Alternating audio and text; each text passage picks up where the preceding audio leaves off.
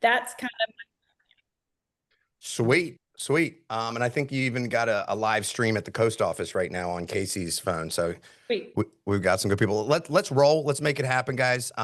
Welcome back to another Shift Mastermind. Hope everybody's having a killer week. Locking in. We have about, I don't know, 30 days ish left to get deals pended that will close before the end of the year. And it's really important to be focused on the right things right now.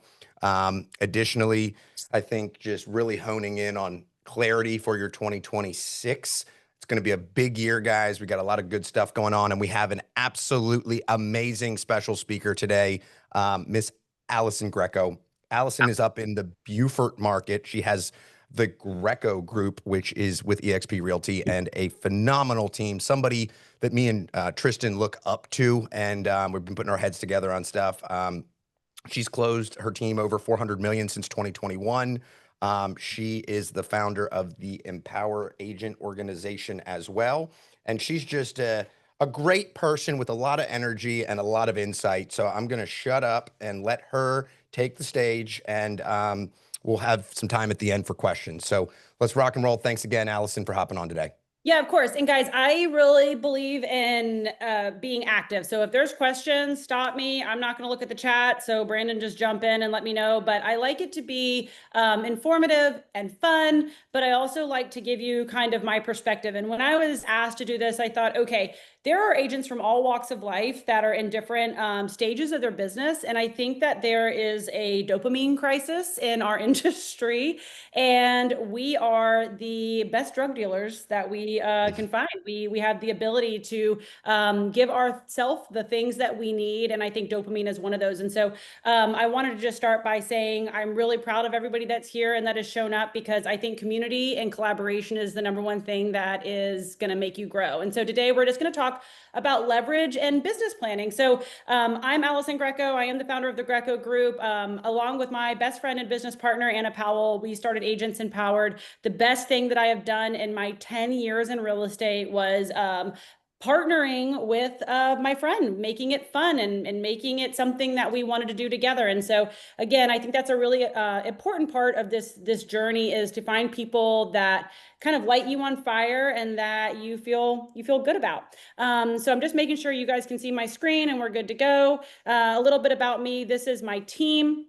We've got about 25 agents. I am a wildlife rehabber. This is my first raccoon, Chewy, and I love to show her to people because we talk about leveraging our time. And what I think is really important is to really pull the curtain back and help you guys understand. Some people are moms, some people are passionate about investing in real estate and being more entrepreneurial through not just focusing on how many units or how much volume you're doing. Your time is finite, right? We only have so much time on this earth. Our capacity is not.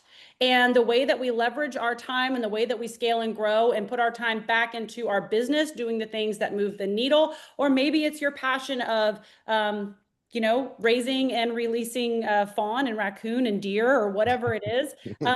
We need time to do those things, right? So to be the best version of yourself, your best husband, your best wife, your best mother, your best friend, all the things, we do have to give ourselves the leverage. So that's why I think it's really important to have these conversations. So that's just a little bit about me and why I think this is super important. Another thing that I think is super important as we talk about ourselves and we talk about our businesses, the way that we process, the way that we work is very important. The left is going to take you to the 6 types of working genius, and the right is actually a past training that we've done. Anna Powell, we broke out one of our trainings on that, and it goes through the working genius.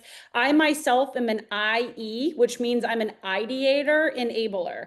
If you ever get on the phone with me, the first thing I'm going to do is be like, oh my God, I have an idea. I'm going to interrupt you and I'm going to tell you all of my ideas on how we can do something and how we can get to the finish line. What's more important is that I have a major frustration of wondering and tenacity. What that means is that I can literally take a football in a game, I can run it to the 95-yard line, and I'm good.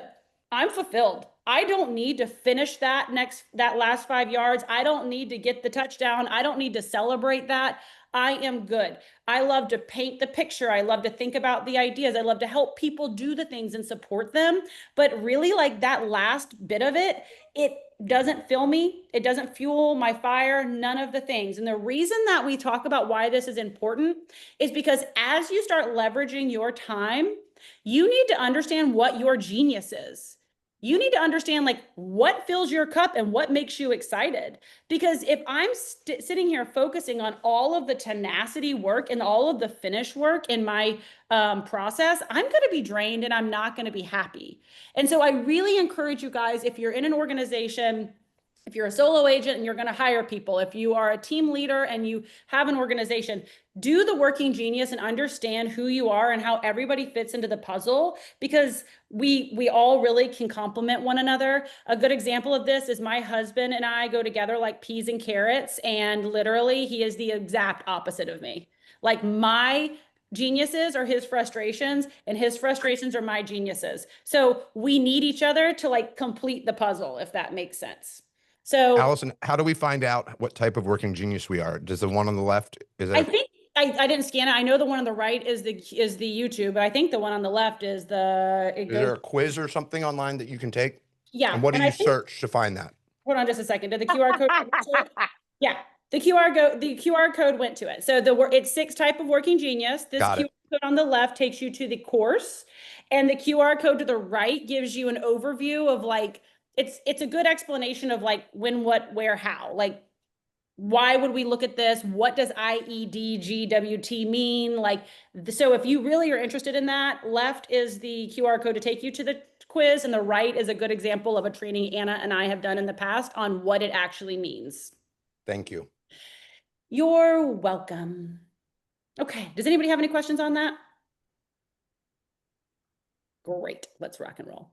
All right, so some of this going into actually talking about leverage and what leveraging is and how you can leverage in your business are just some pieces that I've picked up over time. And I think that practice patience while taking consistent action. I don't care what level in this industry you are in, it takes practice. You have to do things consistently, and you really do need to be patient. And so one of the quotes I love is that most people overestimate what they can achieve in 1 year, and they greatly underestimate what they can accomplish in 5. And I think Boom. so very important, okay? Because we're going to start talking about not comparing yourself to other people and what this industry looks like. But I do find that most people just give up too soon. They're right there on the cusp. Like, you know, I was talking to an agent this week and they said, well, I called 5/4 of my owners and I got an appointment with one and they didn't hire me and I'm done. Guys, that's because they didn't get dopamine fast enough. It is a crisis in our industry, in our, especially my age group. I think we're all searching for that dopamine. And I think it's also because we've become addicted to this little thing right here in my hand. We scroll and we scroll and we get these dopamine hits, and everyone is looking to just find that faster. And if you can just be patient and consistent, it will pay off. And so the other kind of big thing that we're going to talk about today is how we really do rise by lifting others.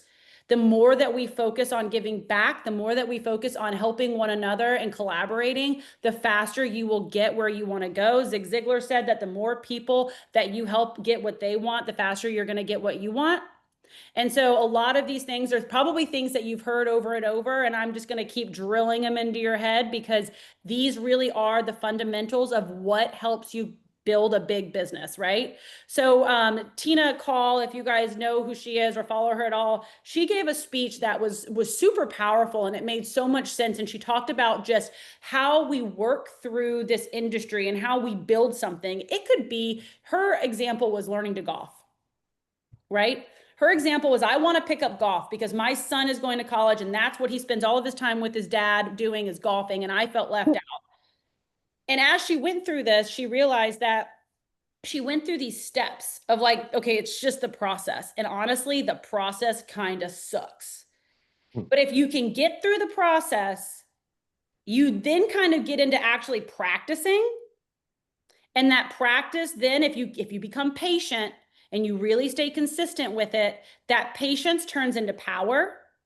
You feel really powerful. All of a sudden, you want to show up, you want to practice because you start really getting in the swing of things. And then that power turns into passion. It's like, wow, I'm really passionate about this. I'm good at it. I feel good when I do it. I'm succeeding. I'm excelling. I'm, doing a good job. I feel good. That dopamine starts to hit. And then the last part of that is people. And so we're going to go through how your calls every day correlate to that. If you're new and you're just now starting and you need to understand why your team lead or why the people that are holding you accountable are really just beating the dead horse and saying, track your KPIs, know your numbers. How many calls are you making?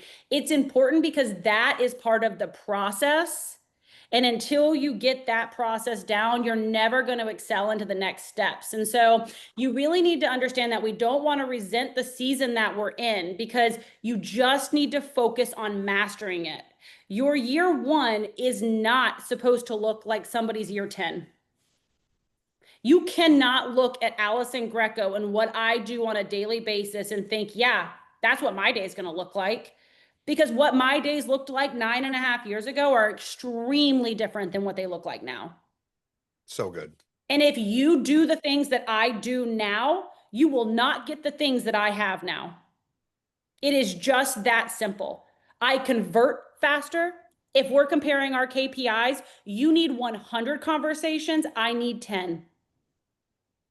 It's not cocky. That's not me saying I'm better than you. That is me just saying that I have been more disciplined and I have put in more reps, which means that I have a better skill set to convert.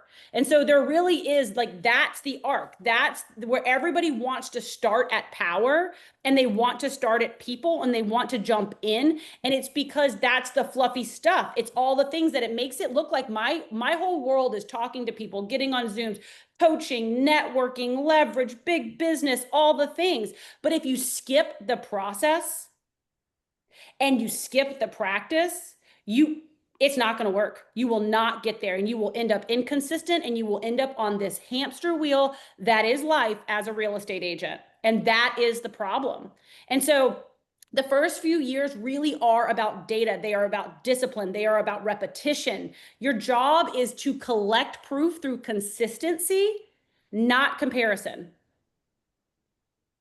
I'm going to say it again. You are not here to compare yourself to other people. The only person you are comparing yourself to is the person that was yesterday. If you got into the groove of calling 5 expireds, then tomorrow call 6. And the next day call 7 until you can consistently track your KPIs and you know exactly what your conversion rates are. Because if you don't know your key performance indicators and the way that you track your data, we don't need to talk about the next 15 slides. It's that simple.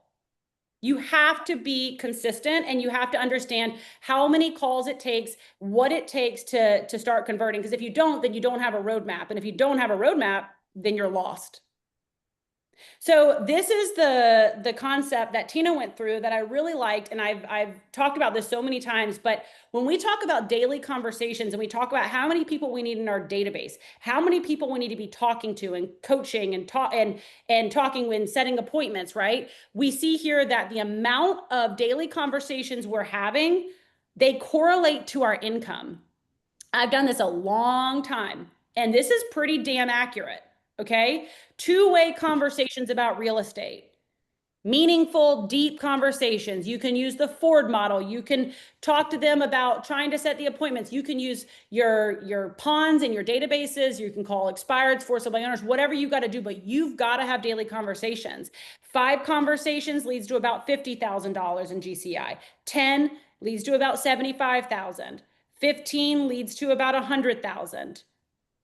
Who on this call are making daily calls consistently that feel like these conversation counts really do lead to the income that we're seeing? Does anybody have anything that they want to talk about on this?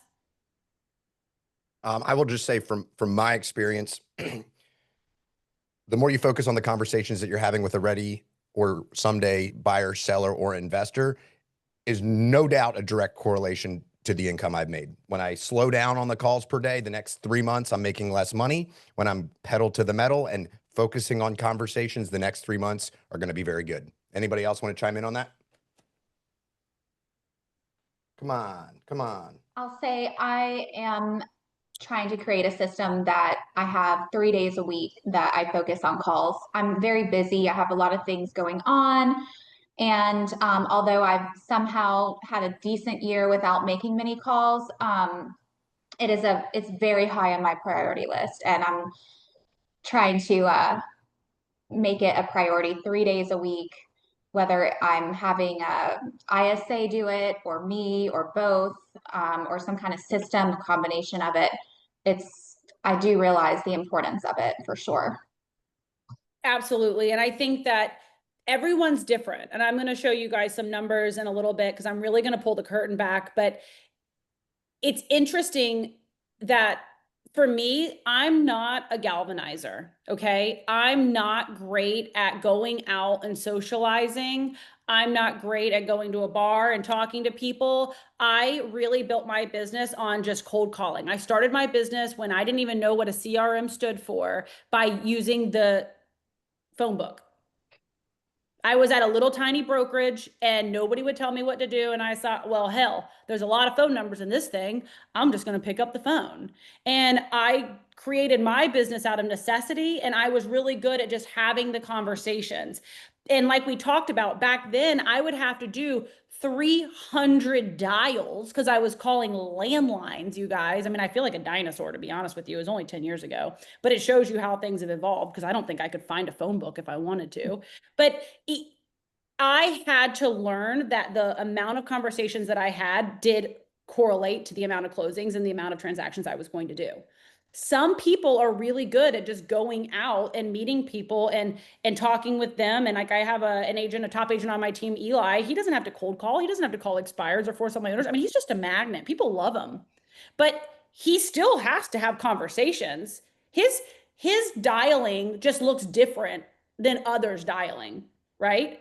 He just has a different way of communicating with people. But no matter which way you slice it, there is a correlation of the conversations he's having about real estate and the amount of money he's making. So Ashley, I just want to like encourage you that if you are a super like gregarious, vivacious person and you love going out and people just love you and you're cute as a button, like that's great for you. You might not have to sit down at your phone and cold call all day because that's the number one objection I hear. I don't want to cold call. Then don't. Yeah. I don't care how you do it. Just know that you have to have conversations. Does that make sense? Yeah.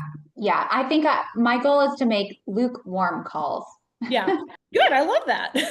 That's great. And Allison, to your point, like people that pay for leads, like, oh, I pay for leads. But you still have to call the dang lead and you still have to have the conversation. And it doesn't matter where they come from, I think is what you're saying. But the conversations aren't cold. They're conversations that are just talking real estate. Yep. You just need two-way conversations about real estate. And I'm telling you, they compound and it makes sense and it works. And so if you are on a team and you've got a team leader that is just driving it home, like you got to make the calls, get the drunk monkey off your shoulder and realize like, we don't care where you're getting the conversations. You just got to get the conversations. So if it makes you feel better to get the conversations in a different way, then go figure that way out. My way just so happened to be just hitting the phone book, hitting the database. And then I merged and evolved into for sale by owners and expired because I was like, wow, this is actually way easier. You know what I mean? So I encourage you to just find your method of how you do it, but you have to do it.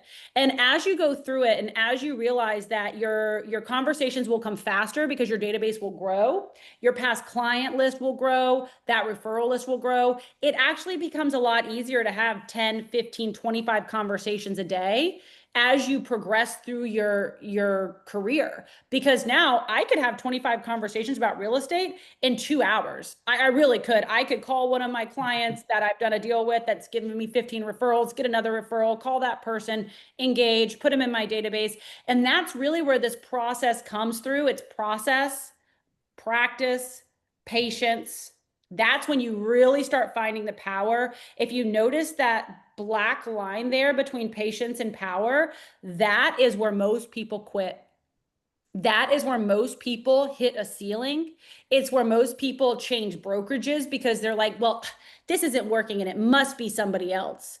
No, I think that it's just you get tired The dopamine is not coming as fast because it's honestly becoming kind of second nature. It seems easy. You get complacent.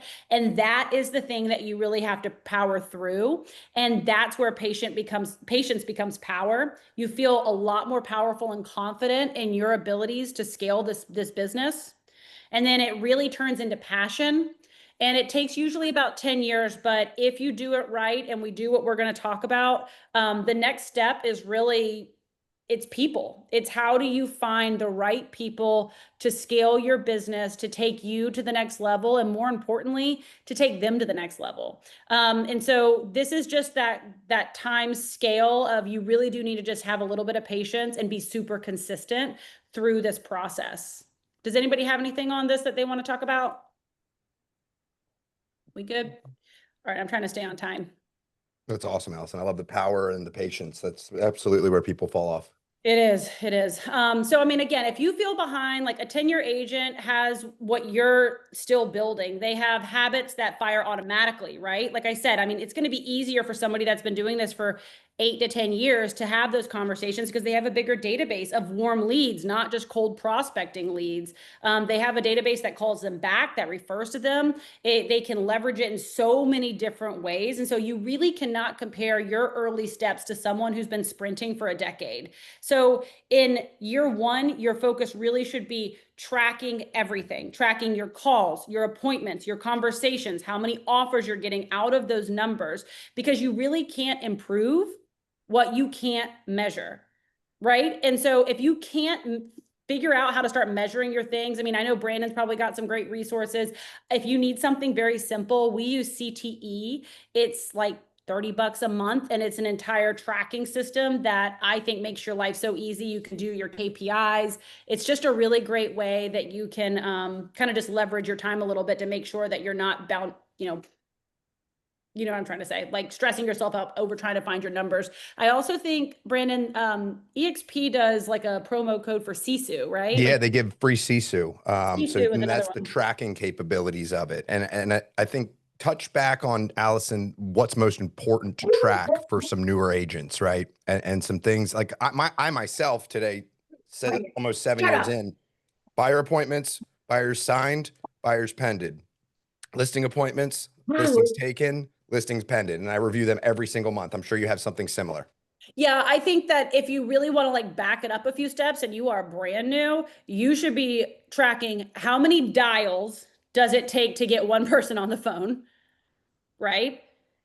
How many people on the phone does it take to have a 2-minute conversation? How many 2-minute conversations does it take for you to set an appointment? How many appointments does it take for you to write an offer or get a listing? So if you really want to back it up, you really need to know, like, if I want to get 15 listing appointments, then or 15 listings signed, then I need to know backwards, how many numbers do I have to call to get somebody on the phone? How many phone conversations do I have to actually set an appointment? Because you can back into all your numbers. If you want to do 50 listings a year and it takes you 100 dials to get one person on the phone, do the math. And our brain chemistry all works differently. But for me, I'm like, wait, you're telling me all I have to do is call 1,000 people and I can get 5 listings? Done. I will literally be like, somebody give me the list. Where do I find them? How do I get them? Give me that list and I am going to call through it. I will stay up until 10 p.m. and figure it out. I will call them day after day after day because I know it's just a numbers game. And then eventually you start to realize, oh, wait, I listened to myself and my conversion wasn't great, or I didn't ask for the appointment. And then you can start the skill. That's where you can start the practice. Does that make sense? So we talked about process, and then we start talking about practice, and then we start going into like patience and power. That is it, you guys. The process is figuring it out. How many phone numbers do I need? How many dials do I need to make? How many conversations do I need until I can set how many appointments? And then what is my conversion? That's the process. Then you get to start practicing. And I'm like, well, sure as shit, all I need to do is dial 100 numbers. And then all of a sudden I started thinking to myself, if I just started asking for the appointment, or if I recorded myself, like this is, again, sounds like I'm a dinosaur, but I used to use a recording, like little recorder thing, right? Now I have this little thing that's an limitless AI and it records everything I do. It's pretty crazy. But then you get to start getting really good. You get to start actually practicing your skill and honing what that looks like. And all of a sudden you start looking and you're like, man, I only need to make 100 dials to set 20 appointments. Like, hell yeah. How fast are you going to go and get 100 phone numbers to call? How fast are you going to compile a list of for sale by owners and expireds or circle prospect every listing you have? It's pretty fast. When you start to get clarity on what is my conversion, how many calls do I need to make, that is the process of it, you guys, right? And so conversion, you just have to accept that yours is going to be lower than a veteran's. It is what it is, right? The point is not perfection, it's progress. And so every call, every note. Say that again, Allison. The point is again, I think that's gold. The point is not perfection, it's progress. Love it. And again, I'm going to go back because if you look, guys, the process, then you practice. If you can just figure out that process, that's when you can start practicing. Everyone's skipping this. They're all skipping it. You know what people want? They want passion. I'm going to tell you something right now. Passion does not come without failure.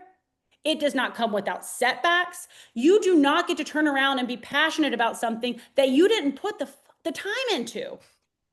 You didn't do it. You're telling me that like people in the NBA and people that are out on those fields that are playing, you think that they just woke up one day and they were a sick ass athlete? They were not. They were not.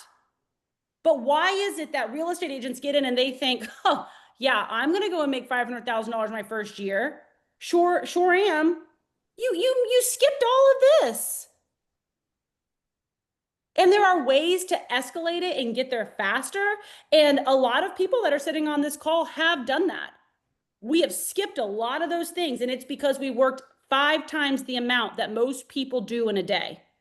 We worked 14-hour days of making sure that we got through that process. We pounded through it. We then got into practice quicker, which means that we moved from that patience to power faster because we put in the reps. So it really is about how many reps you want to put in, right? So like you're not behind if you are just starting, or even if you're not just starting and you feel like you just haven't accelerated as fast as other people. One, you're probably not being mentored and coached by the right people.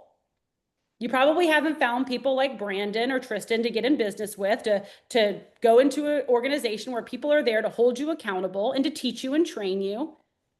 And you just have to move through it and go from that mindset of I want to be here, but I don't want to do this part. You can do this part much faster if you're just willing to go all in. And so you're really not behind, you're just in the process of it. And the only thing that separates a rookie from the top producer is the time under the tension in which that they've been willing to stay and put the reps in over and over and over. So if you want to get there faster, put more reps in. It's that simple. So I know my intensity is next level, so I'm sorry, guys. So no, it's great. Keep it rolling. So this is a goal tracker. If you want to use it, great. I would ask you to make a copy of it. If anybody, y'all have my number, or Brandon will send it out. We'll share it at the end. Feel free to give me a call. But this is just something I made because I'm kind of a spreadsheet person and I just like to be able to track my own stuff. This is a like, did I hit my goals? How many conversations did I have? Here's my GCI. This is how much I want to make. This is how many units I need to hit. So this is just something I made. It's very elementary and rudimentary. If you use Sisu, keep using it. I always say the best workout is the one that you actually do. So don't overthink that. But to go on to kind of a different note, and some of you might have done this before, but our time is finite. It is the one thing that we all have in common.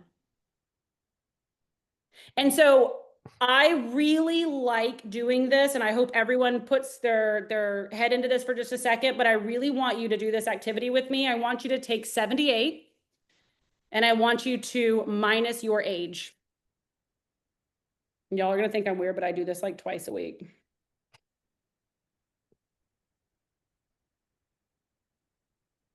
All right. And so now what I want you to do is I want you to realize that at the end of the day, we only have so much time. So what is the number that you are left with? And I want you to times that by 365. Who's got some numbers that they would like to share? 17,000. 1,679,000. Who else? 14,600. Okay, so what would I do differently if I knew that I only had 14,600 days left? Live every day like it's the last. The average life expectancy in the United States is 78. So I have 15,330 days. What do I want to do with it?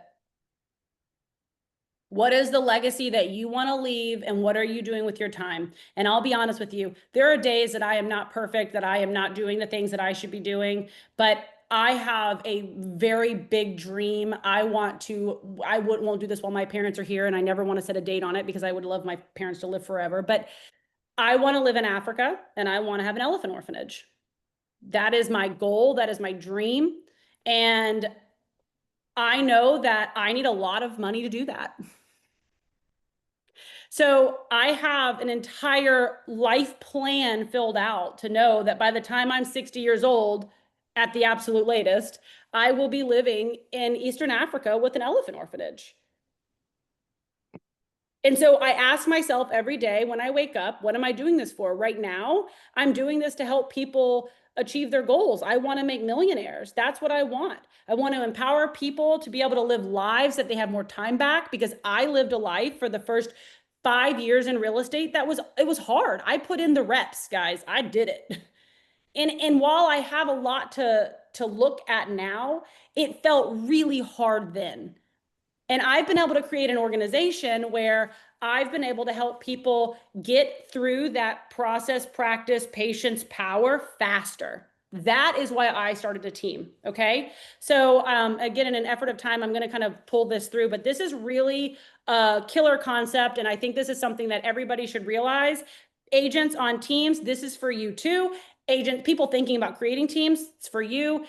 It's all about leveraging your time. So if we're going to assume that the average commission is $10,000 total, okay, we're going to break down the average transaction from the time that we get a lead, we talk to the lead, we convert the lead, we get belly to belly with the lead, we write the contract for the lead, we do the inspections for the lead, we call the attorneys, we set up the appointments, we go to the inspections, we schedule CL 100s, we go to the closing table, we smile, we have a gift basket.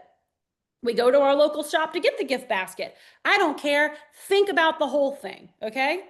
We have $10,000 in commission, 50 hours total per client. And it's going to be divided up as 10 hours is actually belly to belly with the client, if we're lucky, okay? This is just for purposes here to go through it.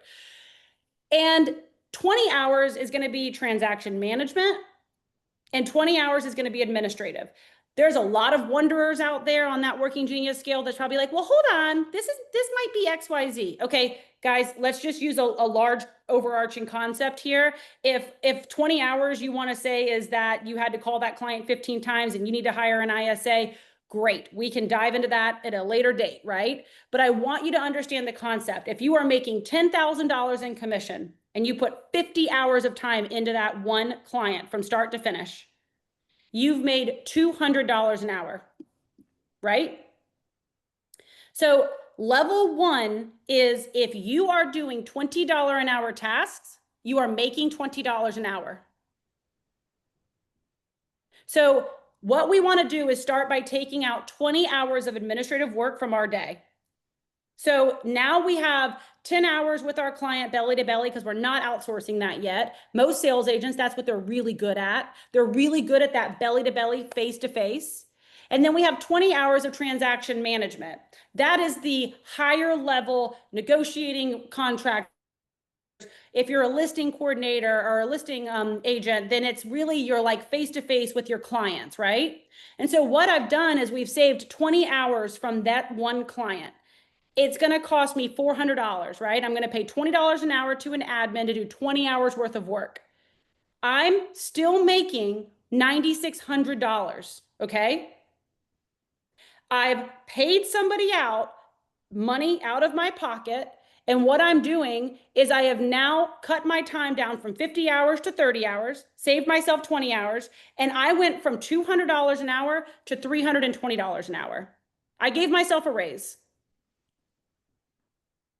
The next section is that you then want to leverage out another 20 hours of management. I'm kind of going fast through this, but this usually takes a year each, okay? You should be able to handle about 25 to 36 transactions as a solo agent. I think most people do not scale fast enough and they do not hire fast enough, because the faster you leverage that 20 hours back, the faster you can do what? Have more conversations. Yeah, Ashley, I saw your lips moving. Yes, have more conversation. Yeah. Have conversations, because guess what we just talked about in that pyramid? The amount of conversations we have leads to the amount of contracts we're going to get, right? I don't want to give, well, look, you want to give 20 hours back on a contract, you do you. And then if you want to go get facials and massages or go get margaritas with your girls, that's on you. You're just not going to scale as fast, but you're buying your time back, and that's wonderful. I'm not telling you what to do with your time. I'm telling you how to scale faster. And the first thing you have to do is realize, if I'm doing $20 an hour tasks, I'm making $20 an hour. It's just that simple, okay? So the next level is when all of a sudden I start leveraging my time and I realize I have such a more capacity now. I can call more agents. I can do more belly to belly sales. I've got a system. I've really worked that process out. Now I'm going to figure out, what does my day look like to leverage off another 20 hours? This is where your second admin comes in. Many people make the mistake of going into hiring an agent before hiring an admin. It's the biggest thing I see, that the mistake that people make when they start a team. They go in and they're like, I want people. I want a buyer's agent because I feel fancy to say I have a buyer's agent. And so the important part about this is understanding that you need to leverage off your $20 an hour task first before you do anything else. So the second concept is we're going to leverage another 20 hours off of administrative. I have now saved myself 40 hours. I am doing 10 hours worth of work. Okay. It's going to cost me $800 because I have 2 admin at 20 hours each at $20 an hour. So now I'm making $9,200, $10,000 commission minus $800. Pretty easy math. I've done 10 hours worth of work. I have just now gotten a paycheck for $920 an hour. Does everybody understand the concept here? I know I'm going fast, but it's about buying your time back. The most important thing here is what you do with that time when you buy it back. So now you work 10 hours on this one contract, but you're not making $200 anymore. You're making $920 an hour. Agents on team think they grasp this concept fast enough either, because what they think is, well, I already have my admin support. I already have somebody giving me the leads. I'm not going to go and pay somebody. I'm already paying my team. That's a mindset shift that we need to get out of, because you are now leveraging on top of leverage. So I went from $200 an hour to $920 an hour pretty quickly. Now, if you want to level up and you want to go through understanding what does actually being a team leader look like, this is what it looks like. I have somebody that's doing the buyer. All I'm doing is getting that lead. Maybe you have that 1 hour conversation where you do your buyer consultation with them. You say, hey, look, I'm this, I'm that. This is what my team does. You're the face of the transaction, however you want to look at that. But you've basically saved yourself 50 hours worth of work. And yes, it's going to cost you half your money. So I'm now paying out my 2 admin because it's my cost, and I'm giving 50% of that deal to somebody else, to a buyer's agent.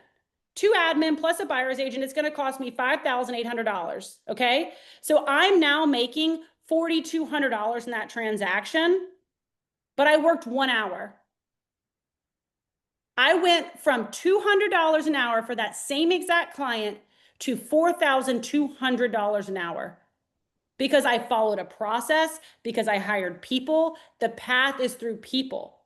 And the other thing you have to think about is people would say, well, nobody's going to want to do that. No buyer's agent's going to want to do that. Well, your buyer's agent is only working 10 hours. You've got the 2 admin on the back end. They're doing all the BS. They're doing all the paperwork. They're doing all the transaction. They're doing your SkySlope and your management and all the things. Your buyer's agent is supposed to be doing belly to belly transactions. That is what a good buyer's agent does. That's what they're good at. If you do their working genius, is where they thrive. And you say, well, then why would they do that? Why wouldn't they just want to do this whole model themselves and make $4,200 an hour themselves? That's probably not their genius. They didn't go through this process. They didn't practice. They didn't get through patience. They wanted to skip the step. And that's why a lot of people on teams, they come on teams, they've skipped the step. They've gotten to the point where they're making $100,000 out of the gate without having to go through 3 years of bullshit. And they go from making $200 an hour to $500 out of the gate.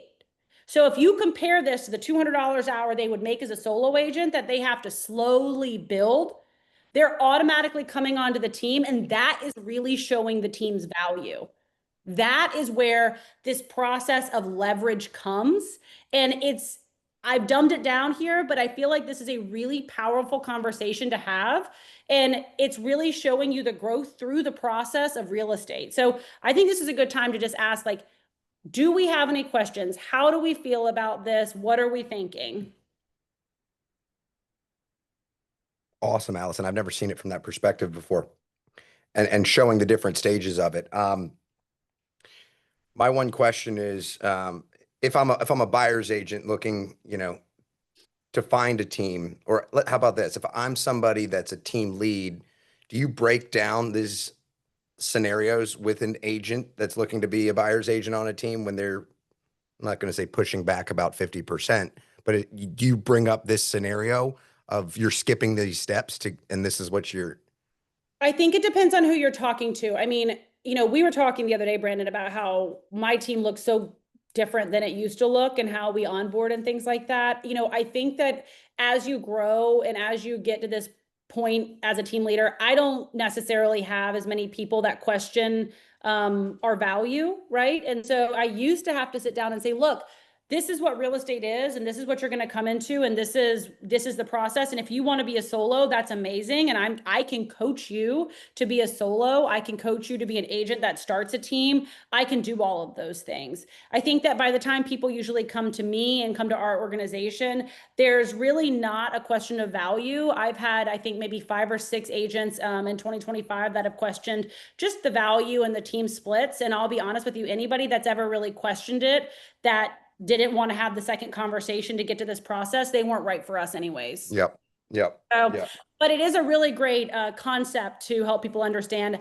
I would say that the agents that are kind of in our top 5, I'm having this conversation with them now, more or less, to say, this is why you want to leverage. You guys skipped all these steps and now you're making this $500 an hour. I can run this exact same scenario for them at $500 an hour starting, with 10 hours with the client, to saying, guys, what would it look like if you now hired somebody for $20 an hour to cold call, circle prospect, touch your database, hire an ISA, do client touches and pop buys? We can then dissect that 10 hours with the client a whole nother level.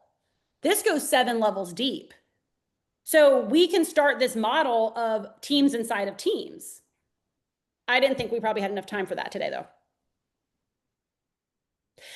I think this is really important as well, to pull the curtains back to show you guys, if you're thinking of starting a team, if you're on a team, if whatever, I think it's just really important to understand kind of what teams look like. And so right down here, you'll see in 2022, I was 72% of my team's income. 2023, I was 46. 2024, I was 35. And year to date, 2025, I am 17%. Our goal was to track less than 20. And in 2026, my goal was to track less than 10%. This is not necessarily for me to just say, I don't want to work anymore. My goal as a team leader was not to just say, I hope I can hire a bunch of people and get filthy rich and I don't have to work. Anybody that knows me understands that, like, there is not a day that's going to go by that I'm not going to be working and doing something in some capacity. I have found purpose. I have found passion through helping others and through coaching. And, I might be making a little less money in the grand scheme of things, but my cost per hour is through the roof. So where I used to have to work 80 hours a week and grind, I wake up now and don't have to work any and make money, right? And I choose to build an organization, to pump back into people, to coach and to train and to do all of those things. And so I'm not going to keep skipping back, but look at that pyramid. Doesn't it make sense? It's the purpose through people. It's the passion that I have of what I want to do and how I want to do it and what impact I want to leave. And that to me is freedom. And so this year, we have broken our team into 3. Anybody that's running a team needs to be very, very conscientious of this. You've got to pull yourself out. You have to track your numbers and understand what percentage you are doing, because if you're doing the bulk of your company, you don't have a team. You have an ego. 2022, Allison had a big ego. I mean, man, we made like 2.5 million in gross commission income. I worked my ass off. And I had people that really weren't making that much money. I think I had one agent that year that made $450,000, and that was amazing for that one agent. But what about the other 8? So we wanted to have a more stable company. We have broken this down into elite, foundations, and then myself. Foundations are agents that are less than a year in the business, and we wanted to scale them up and have them productive faster. So you can see here that our total gross commission income for our elite this year is 2.1 less cost of sale, which means what we've paid out. So my company retained 857,000 from elite. We've retained 328,000 from foundations, and we've retained 240 from Allison Greco, myself, which means that there was like a referral in there or something. And so if you look at those numbers, the total GCI is 3.2 million that we have brought in after payouts to agents and to referrals. We're left with 1.4 million. These numbers used to be huge, you guys, because you know what that total GCI for Allison was? 1.8. I think one year I made 2.8.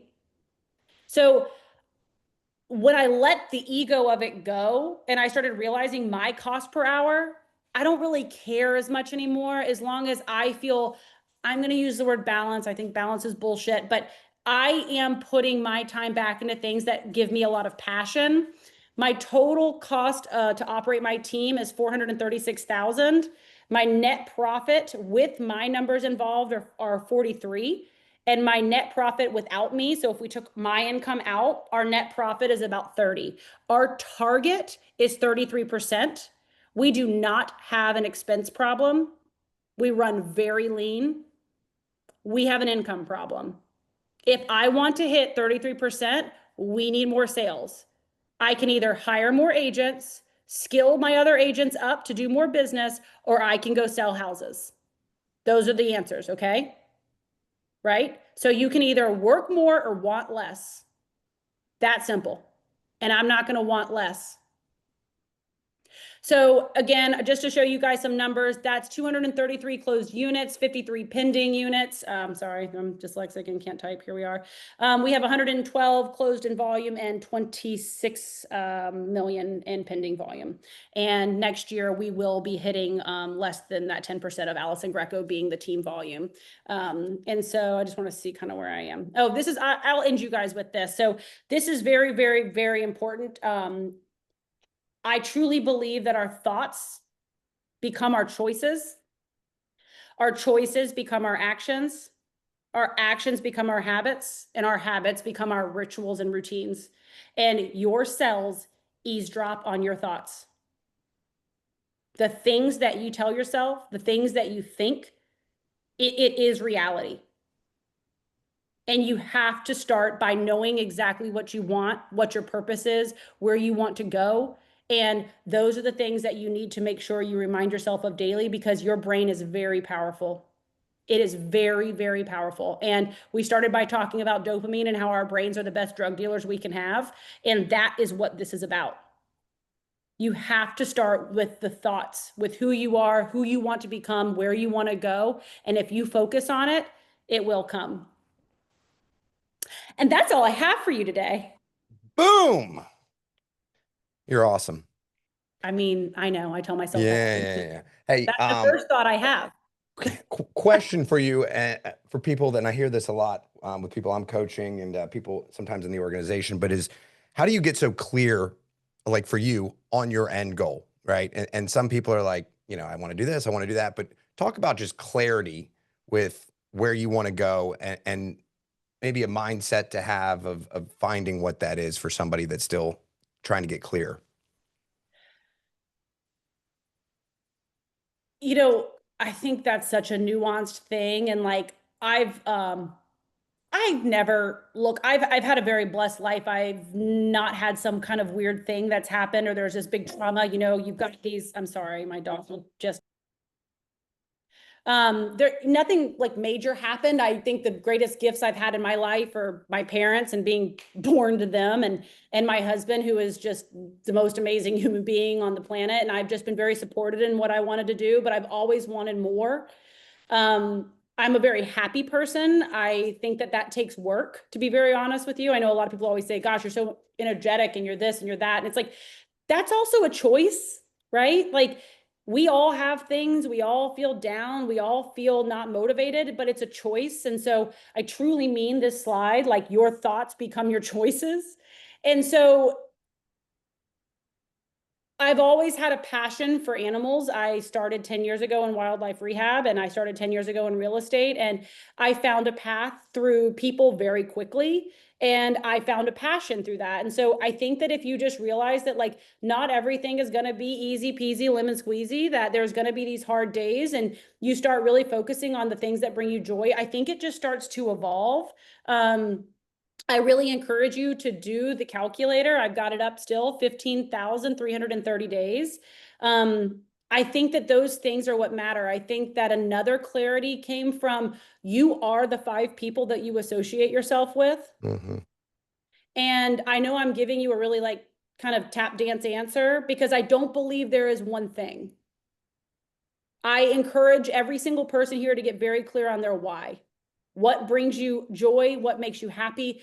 I talked about this a minute ago. I don't love going out in public. I don't love going to bars and talking to people. And it's just not something that brings me joy.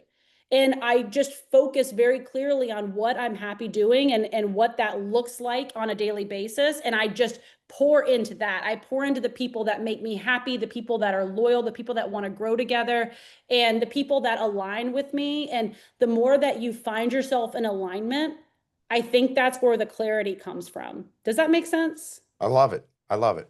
That's awesome. Yeah. Guys, any questions for Allison? Come on, come on. It's okay. I understand. It's a lot. And I think that if I could give anybody a piece of advice, it would be to go figure out what $20 an hour task you're doing. Write them down for the next 7 days. Start a list. And then make it your do not do list because you're bringing somebody in to do it. Yeah. Yeah. And if you're not on a team or you're an agent and you've got like 3 or 4 friends in the industry, guys, go hire somebody together. Go split them. Find a virtual assistant that you can pay $6 an hour. Like, what doesn't bring you joy? Canva? Nope, don't like it. Instagram? Hate it. Social media? Rather would not. Like, I don't want to do those things. But to be honest with you, there are things that you can't skip if you want it to be good. I had to get into social media 3 years ago because I was told that I was unapproachable. I was told that I wasn't recruiting to my team because I was intimidating. So if anybody follows me, they know now the only thing you know about me is I like wipe baby deer's butts and like have raccoons and like I show a side. Am I wrong, Brandon? No, you're right. Real estate and rehab. Real estate and rehab. So I was like, okay, cool. I'll just show the other side of me. And it's real, it's authentic, it's real. It's not fake. But I don't love it. But I can't leverage that out. I can't. How am I going to leverage showing my daily life and being very, very authentic and raw and gritty and real? Because part of my purpose was to inspire others. Well, how do I inspire others if nobody's going to listen to me because they're intimidated by the words I have to say? I had to break that down. So when people start talking about ISAs, I think it's a bad move, really bad move. I don't think anybody should be calling your database until you've got that thing down packed. But unpopular opinion. Love it. Allison, thank you so much. Guys, we'll share Allison's contact information. We'll share this video. Allison, I'll share it with you. Appreciate you hopping on. And we've got some stuff in the works, so I'll be in touch. Bye, guys. See ya. Thanks everybody. Allison.